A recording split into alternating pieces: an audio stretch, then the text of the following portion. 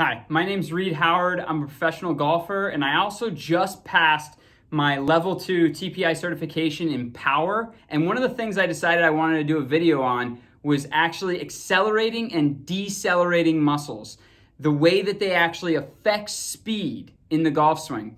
One thing that people don't really understand is exactly what muscles are creating the power, but then the secondary thing is what muscles are turning off the power. So like, let's say I'm actually getting my arm speed up to, I don't know, let's just call it 85 miles per hour. Something's got to stop that, right? Or else my arm's just going to come out of its socket, right? So the muscles that are actually firing in the golf swing, you need counter muscles to actually stop that firing. And there's a huge theory going on believing that if you do not have strong enough decelerators, your accelerators will not go to their full potential. It's sort of like a governor in a car. The car might have an engine that's capable of going 200 miles per hour, but if it doesn't have a brake that can stop it, it'll never allow the car to actually go 200 miles per hour. Here's a normal golf swing, pretty sequencing. As you can see, this is kind of one of my more recent golf swings that I've been doing. I actually analyzed this swing on this video. But what I want to do is I want to show you the accelerators and the decelerators going on. So let's go to a similar swing. And I actually have one of Dustin Johnson, so I'm going to analyze one of Dustin Johnson a little bit later. That's a little bit better frames per second. So you can actually see, you know, this is too fuzzy. We're going to go ahead and we're going to get Dustin Johnson up here right away. So here's DJ. As far as accelerators go, you need to know the sequence of events. If you've seen some of my old videos, I talk about sequence a lot. Okay, so the first thing that really happens here is those hips fire. So the arms are coming back and you can start to see the hips fire, right? We go back, okay.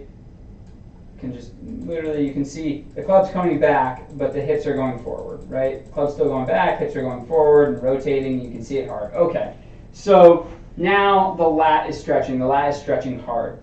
So the main accelerators are, when it comes to actual brute force, is essentially your back left shoulder, your lead shoulder, the massive lat. It stretches and then it snaps. And that kind of chop creates a lot of speed in that arm. So that's the first main accelerator. The other accelerator is obviously your trail arm. What's happening? It's literally gets stretched, and then that left lat or your lead arm or your lead lat snaps, and then your chest fires. So really, there's two main accelerators here, which is your lead arm lat and your trail arm pectoral, right? That's what's firing. Feel it like it's almost like a pull and a push. It's like, and that is essentially what's happening in your upper body to create that rotary power, right? Which is propelling the club. Now there's a final stretch shorten that's happening here, and that is the forearms. So you do that massive load on the club, getting your arm moving fast, and then that club is still laying back, and your left arm is stretching, and so then the last thing that fires is essentially your forearms. They snap, and that fires the club at the ball, as you can see right here. He's snapping. Okay, so that's how your body creates speed. We've gone over that. I think that probably a lot of you already knew that. So what I want to talk to you about is actually the decelerating muscles, how your body slows down this really, really aggressive motion. And the reason why that's important is because if you do not have strong enough decelerators, your body will not let you use your accelerators to its max capacity because it's going to fear injury. Your body is always trying to protect itself, right? So it'll let you move that club 130 miles per hour if it knows that it can stay healthy doing it, if it knows it can slow it down. So, and this is the same thing for pitching. I mean, honestly, this entire theory came from pitching coaches that learned, oh my God, we are training the accelerators, but we are not training the decelerators. So the accelerators are becoming so strong that we're leading to all these injuries because we don't have strong enough decelerators. Okay, so what are the decelerators in golf, and then how do we train them? The decelerators are the trail shoulder, okay? So you're coming through, and the thing that's going to slow that arm down is going to be your trail shoulder. So if you're a righty and you're swinging right-handed, chances are your trail shoulder is going to be pretty strong, so that's a good thing. But here's the other major decelerator, and it's probably one of the most important decelerators. It's going to be your lead pectoral, which a lot of people who are right-handed tend to play golf right-handed. And the funny part is their lead arm is going to be weaker. And so what you actually find on the PGA Tour is that a great deal of these Hall of Fame players, Greg Norman, Mo Norman, Ben Hogan, Jordan Spieth, all these guys are actually lefties that are playing right-handed. Phil Mickelson is actually a righty. So their lead arm is substantially stronger, and the truth is that a lot of golfers are playing with a very weak lead arm. So the first thing we need to do when we're talking about decelerators is strengthen that lead arm and then strengthen that left pectoral. All right, so like I said, a majority of the players playing golf, that lead arm is actually their weaker arm, which is not best for golf. If you actually took the PGA Tour and you were to check their grip strength on their left hand compared to their right hand, or their lead grip compared to their trail grip, their lead grip would be stronger. So as it comes to the decelerating muscles in the wrist, as it comes to the decelerating muscles in the left shoulder, and when it comes to the decelerating muscles in the left pectoral, a lot of the time, because that's not going to be your dominant hand, you have serious inequities. It's not balanced.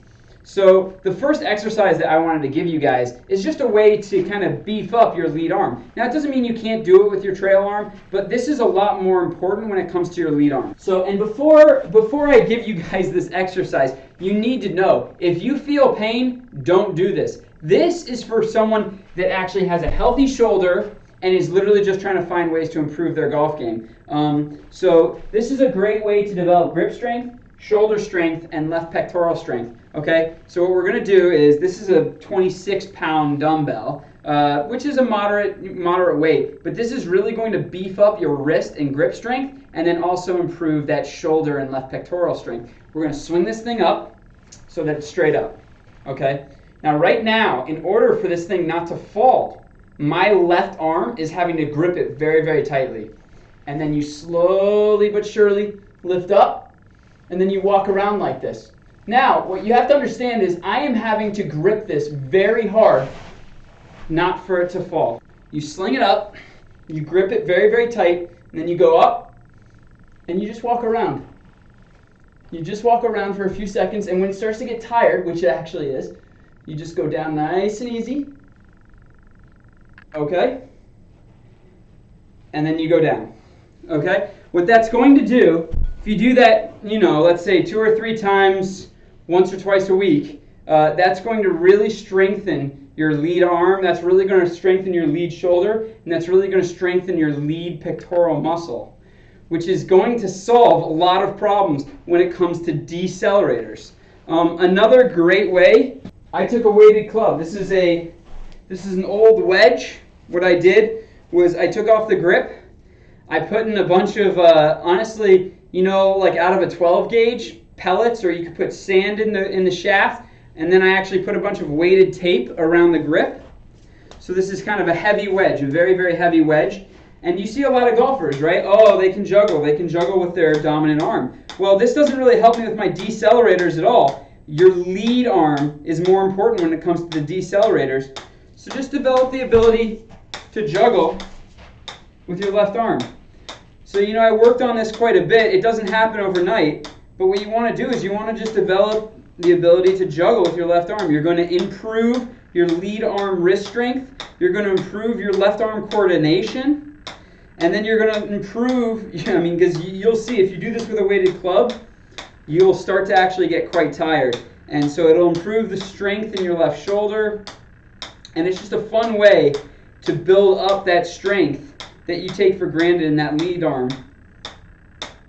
So anyways, that is one other fun way. So if you're with your buddies and you're waiting and you just want to juggle a ball, don't use your trail arm, use your lead arm. Figure out a way to develop extra strength in that lead arm. Make sure to improve the strength of the joint, the left pectoral, and you'll actually be improving the decelerating muscles that are needed in order to be able to use your accelerants to the max. Guys, I hope that you enjoyed this, and as always, whenever I'm giving you any of these exercises, if you feel pain, stop what you're doing, go to a physical therapist, take care of your body first. It's very, very important. All right, guys, thanks so much. I hope you enjoyed the video.